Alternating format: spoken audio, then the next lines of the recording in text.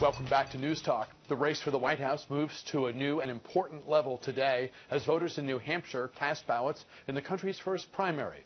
Bernie Sanders and Donald Trump are poised to do well in the Granite State, but we've seen surprises before.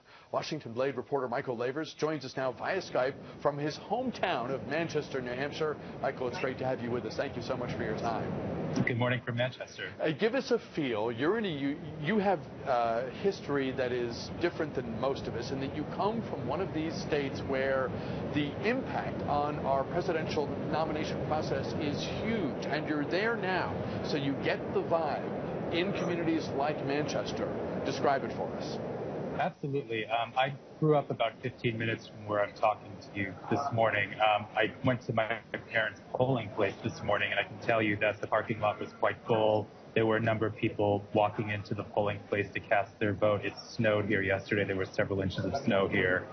The roads, from what I can tell you personally, were quite treacherous, but that's not really going to stop anybody here in New Hampshire. So people really take it seriously. The candidates are barnstorming the southern part of the state, meeting voters even this morning.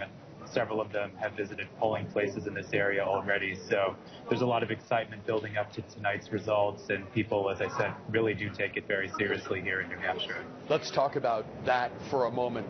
I forget who, but I was listening to somebody talk about all the different candidate events that have been taking place in Manchester and the other communities, and sometimes you'll see the same voter at a Bush rally that you'll see at a Kasich rally or a Christie rally. They're not there as supporters. They're there to listen. They're basically candidate shopping, and they get a list of where the events are, and then they get themselves from place to place so they can hear directly from each of these people.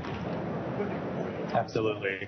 I interviewed the head of the New Hampshire Democratic Party yesterday, who said basically voters here in New Hampshire interview the candidates. And, shopping is a good analogy. So they'll go from event to event to event. I just ran into a high school classmate of mine here this morning, and she went and saw Carly Fiorina this morning. And also, she's seen John Kasich, I believe, as well. So you hear stories like that across New Hampshire. I know that when I went to high school here, a lot of the candidates would come and visit our classes and talk to us.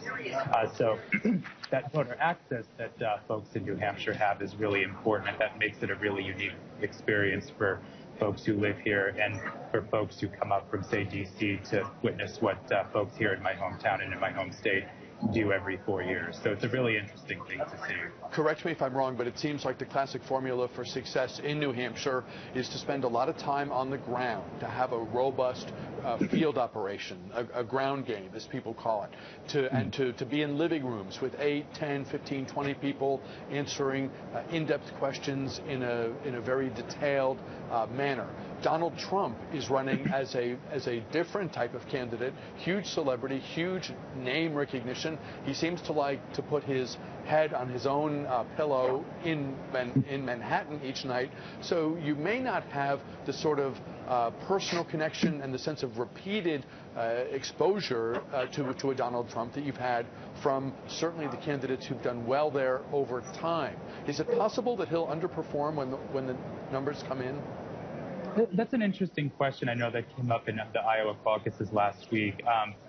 From personal experience, I covered a Donald Trump rally in Plymouth, New Hampshire, which is about an hour north of Manchester, on Sunday, and there were several thousand people in this field house. And as you said, it was kind of like a celebrity coming in and giving a speech, and in many ways it was. I went to a Carly Fiorina event last night in Concord, and it was a much smaller setting. There were maybe 300 people on a snowy Monday night here in February, and she gave her campaign talking points and then took questions from the audience. So it was a much more intimate environment than, say, going to see Donald Trump at a rally, or last night on the Democratic side, Bernie Sanders spoke to students at the University of New Hampshire, and there were many, many, many people there as well. But it's really important here in New Hampshire for the candidates to actually get on the ground game, and connect with voters. I was speaking with a Hillary Clinton supporter in Tilton Sunday night during a Super Bowl party, and she mentioned that the cast of Pushing Daisies was actually in her living room back in the 2008 presidential primary. She mentioned she went to a potluck with then General Wesley Clark, who was running, I believe, in 2004, and there were maybe 60 people at that event. So really getting that one-on-one contact, really getting on the ground and connecting with voters here is really how you do well. So it'll remain to be seen whether Donald Trump is able to pull it off here in New Hampshire, but the polls continue to show him well ahead of Marco Rubio and Ted Cruz, certainly. And briefly, because we want to bring Kevin Robillard of Politico into the conversation, people who say that Bernie Sanders is doing well in New Hampshire because he's from the neighboring state, I think they miss a lot of what the actual appeal of Bernie Sanders is to a sizable segment of the Democratic electorate. Can you describe in a couple sentences why Sanders is expected to do quite well there tonight?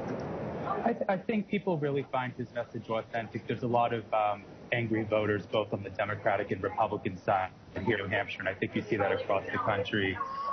Speaking with younger people in particular, they really find his message of, combating things like economic inequality, fighting for LGBT rights, and, basically, working on behalf of those who have been traditionally marginalized.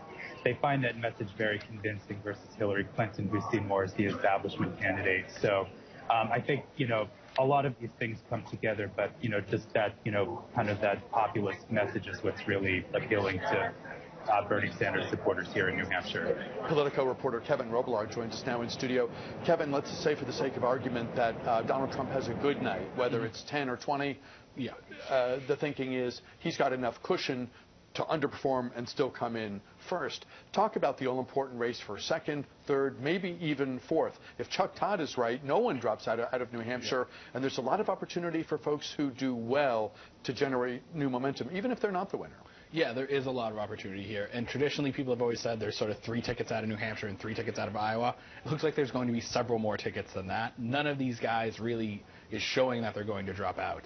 I think Republicans, particularly last week, were very much looking forward to Marco Rubio consolidating his support in New Hampshire, finishing second, forcing people like Chris Christie and Jeb Bush and John Kasich out of the race. And then the establishment money, all the establishment support would flow to him.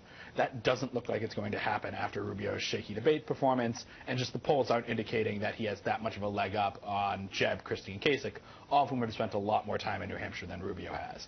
So all of those guys are competing for second. Heck, even Ted Cruz could get in the mix for second, and this really isn't his state. He's sort of making a pitch to libertarian voters here as opposed to working with evangelical voters like he did in New Hampshire, but libertarian voters aren't enough to win you the state. Otherwise, Ron Paul would have won New Hampshire.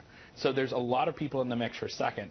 And, whoever gets that second spot will get some momentum, but it's not going to be sort of the game-changing, this guy becomes the alternative to Trump moment people thought it was. Northern Virginia Congressman Jerry Connolly was in that chair a moment ago, and he said that Marco Rubio's gaffe or glitch on the debate stage Saturday night was disqualifying.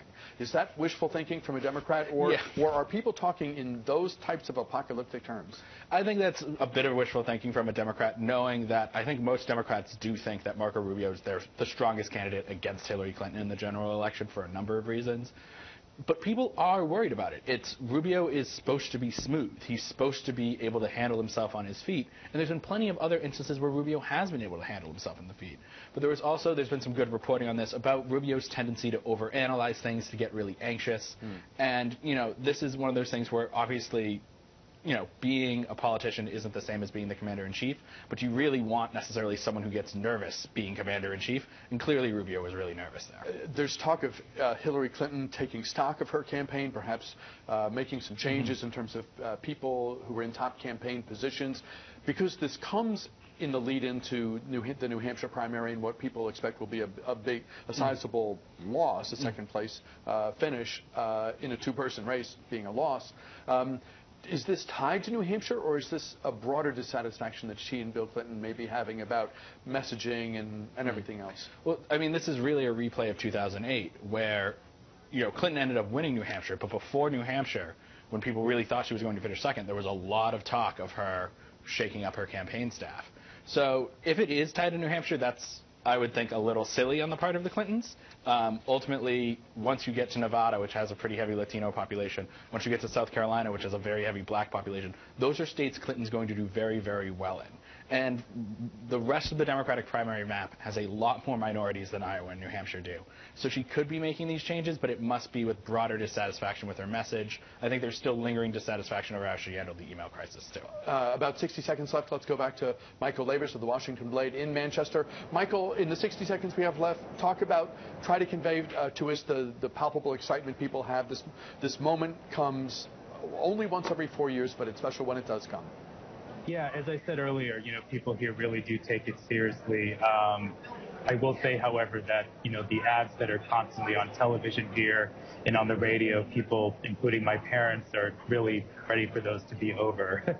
You turn on the local news here on any given moment, and there's 4 or 5 political ads in the commercial breaks and mailers, and just, it can be quite disruptive, actually, trying to get around. But at the end of the day, I think, people here in New Hampshire really take their role very seriously in voting in the first in the nation primary, and you're certainly going to see that today with the turnout, and it'll be very exciting. And if you had to summarize in 15 seconds why so many New Hampshire voters seem to be, as everyone says, late deciding, why is that? It's the state of live free or die, and people are very independent, and they relish the opportunity to make their decisions after vetting the candidates and really, making their own decisions. Reporter Michael Lavers of the Washington Blade in Manchester, New Hampshire. Reporter Kevin Robillard of Politico here in the studio with us. Thank you both. We'll step aside. Back with more News Talk in a moment.